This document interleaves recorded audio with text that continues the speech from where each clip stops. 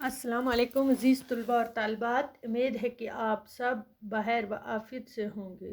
پیارے بچے، جماعت 7ویں ہمارا مضمون ہے اردو، اور آج کا موضوع ہمارا ہے اردو گرامر پڑھیں گے۔ جو آج کا موضوع ہے وہ ہے فعل، فاعل اور مفعول۔ تو بچوں، اس سے پہلے بھی ہم نے پڑھا لفظ وہ ہوتا ہے جو منہ سے نکالتے ہیں، اسے لفظ کہتے ہیں۔ پھر ہم نے کلمے کی قسمیں بھی پڑھی ہیں۔ آج ہمیں پڑھنا ہے فعل، فاعل اور مفعول۔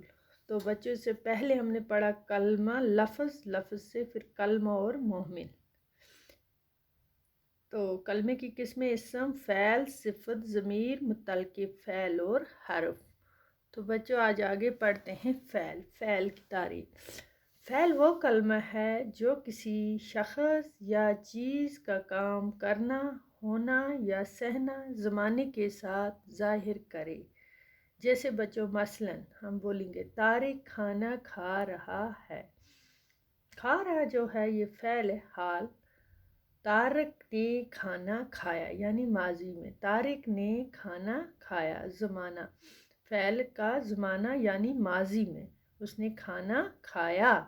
یہاں طارق کھانا کھا رہا ہے، حال میں کھا رہا ہے، تو فعل۔ زمانے کا مطلب ہوتا ہے بچوں کہ کام، فعل، ماضی، حال اور مستقبل میں کسی میں سے کسی زمانے میں کیا کیا گیا ہے۔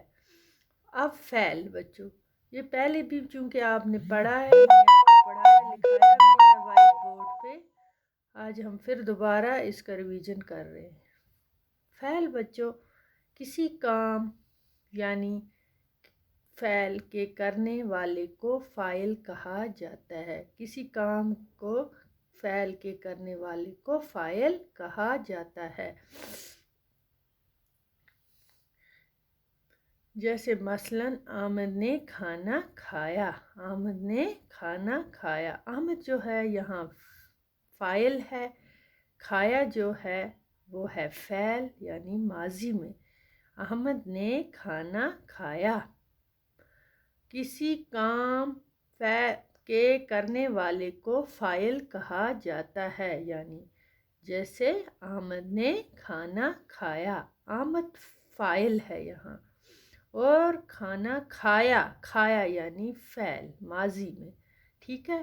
اب ہے مفعول، جس پر کام کیا جاتا ہے، جس پر کام کیا جاتا ہے اسے مفعول کہتے ہیں۔ ریسیو آف دا ایکشن، مثلاً جس پہ کام کیا جاتا ہے۔ احمد نے سیب کھایا۔ آمد، جیسے آمد مثلاً فاعل، آمد کیا ہے یہاں فاعل ہے، سیب کیا ہے مفعول ہے، اور کھایا کیا ہے فعل ہے ماضی میں۔ ٹھیک ہے بچوں، آمد نے سیب کھایا۔ مفعول کیا ہے اس کا تعریف، جس پر کام کیا جاتا ہے اسے مفعول کہتے ہیں۔ آپ آسانی سے یہ یاد رکھیں، جس پر کام کیا جاتا ہے اسے مفعول کہتے ہیں۔ یہاں مفعول سیب ہے، ٹھیک ہے نا، یعنی احمد نے سیب کھایا۔ سیب جو ہے وہ کیا ہے مفعول، جس پر کام کیا جائے اسے مفعول کہتے ہیں۔ تو بچوں، آج ہم اتنا ہی پڑھیں گے، انشاءاللہ کل دوسرے سبق میں آگے بھی پڑھیں گے۔ تب تک کے لیے خدا حافظ۔